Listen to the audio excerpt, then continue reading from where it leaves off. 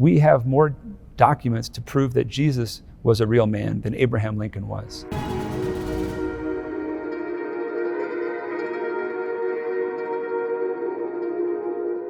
I grew up in a Christian home as a Protestant, had 2 brothers and 2 loving parents, went to a Christian college and went to an evangelical seminary before going to Notre Dame Law School. And that's where I got to know the Catholic Church for the first time, and I entered the church shortly after graduating from law school in 2003. A big part of my academic life has been searching for him and trying to know him better, that I got to know God more deeply through his church. And that for me was largely a historical journey. We can ask questions about the existence of God in general, but if we're going to talk about Christianity, we have to talk about the man Jesus. And I suppose it would be best again to begin just with the question is, how do we know he actually existed? One of the interesting things about the New Testament is that it's not written as a myth.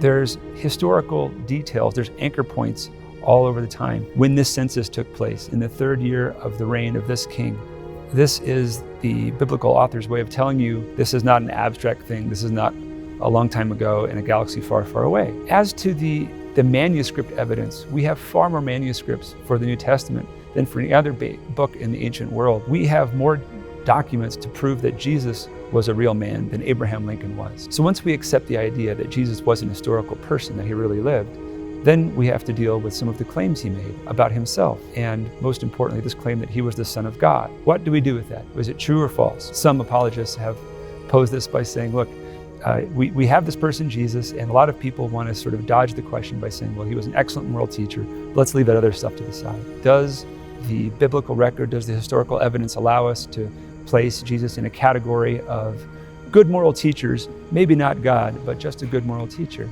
I think the answer is no. All of us know good people. All of us have had good teachers, relatives. None of those, I imagine, have claimed to be God. If we know someone and that person claims to be God in our own day and age, we'd say that that person is mentally ill. Another option would be someone who actually knows that they are not God and yet claims they are, and that person would not be a good person. I don't think either of those really adequately explain who Jesus was and the impact he's had on history, how he changed the lives of his disciples and the people who know him. So if Jesus was not someone who was a madman, someone who believed he was God and wasn't, someone who was not an evil man who claimed to be God even though he knew he wasn't, then we're left with only one other option, and that's that he was who he says he was. That is a difficult thing to believe. It is an amazing claim, but to say that he wasn't is not so easy either. In our own day, a lot of people find it hard to believe in God, to believe in Christianity, because they don't have proof that they can see, that they can measure. That's a question of epistemology. It's a question of how do we know things. Although we are trained to believe that only things that can be scientifically proven can be known, we don't live our lives that way. We don't live our lives doubting things that we can't prove scientifically. I believe that I was born on a given day, not because I remember it, but because I have some documents that attest to it, because I'm told stories from my parents. I believe that my wife loves me. I can't prove that scientifically. I think of our money. I think of the fact that I get paid electronically into my bank for my work. And then I go to a grocery store and I give somebody this card with some magnetic strip or some microchip in it. And somehow I'm able to walk out of the store with groceries. And all these transactions go back and forth. Somebody understands them, somebody better than me, but I don't need to understand all those details and be able to navigate life. We take a lot of things on faith all day long. And I think that's just we need to sort of accept that reality and move forward from there. We're very much a scientific culture, and we want to be able to touch things and measure them and quantify them. There's a great story of a Russian cosmonaut, a Soviet, who, after going into space, gets out there and he says, well, God's not here, he must not exist, which is sort of presupposing that God is within the system that he created.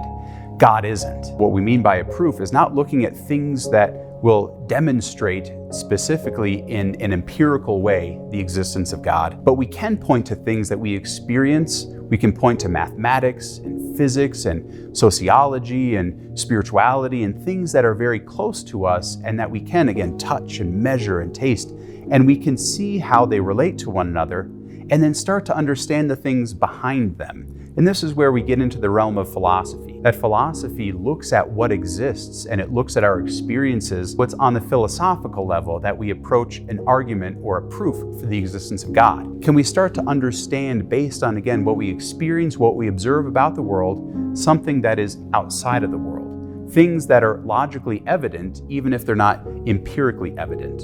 I think there's a lot of people who believe that Christianity, that religion, that Catholicism is anti-science, but that in itself is really at odds with the facts.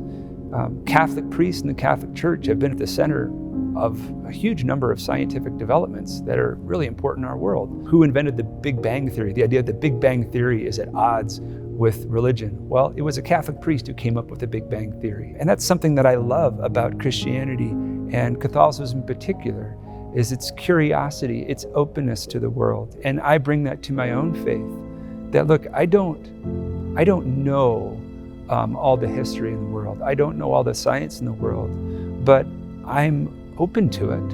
And I believe that because I believe that God made the world, that I believe that whatever is true about the world, it might seem to be at odds with the Christian story at some point, okay.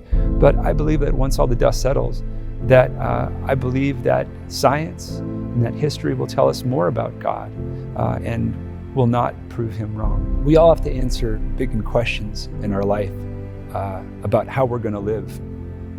And in answering those questions about how we're going to live, we have to answer questions about what we believe in. And so we all have to buy into a story. And certainly the Christian story is not the only one out there, but I think it has a lot of power. To borrow one of Thomas Aquinas' proofs for God's existence, one of his proofs is the argument from design. Let's say that you were walking along the beach and you found a watch, and you stepped on something and you went down and you brushed it off and you go, look, it's a watch. Now, you could believe that that watch just washed up on the shore and it is just a collection of different elements that sort of bumbled together and rolled along the seafloor until it rolled up at your feet.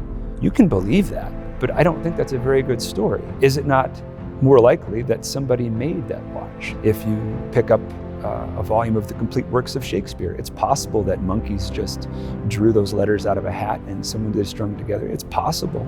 I don't think it's a very good story. I don't think it's a good account for the world. When I look out at the mountains here in Colorado Springs, when I look out over the ocean, look up at the sky, I don't see a chaotic world. I see behind this a design, and I see behind this a God who has a sense of humor, who has a sense of beauty, and I would say a God who loves us. For someone who's struggling with all these questions, does God exist? Does God love me? Is Jesus who he says he was? Is the church what it says it is? I'd say, first of all, I encourage you, ask those questions. Ask challenging questions. God can take it. The church can take it. One of the things that drew me most towards the Catholic Church when I was at law school were Catholic friends who didn't mind my questions.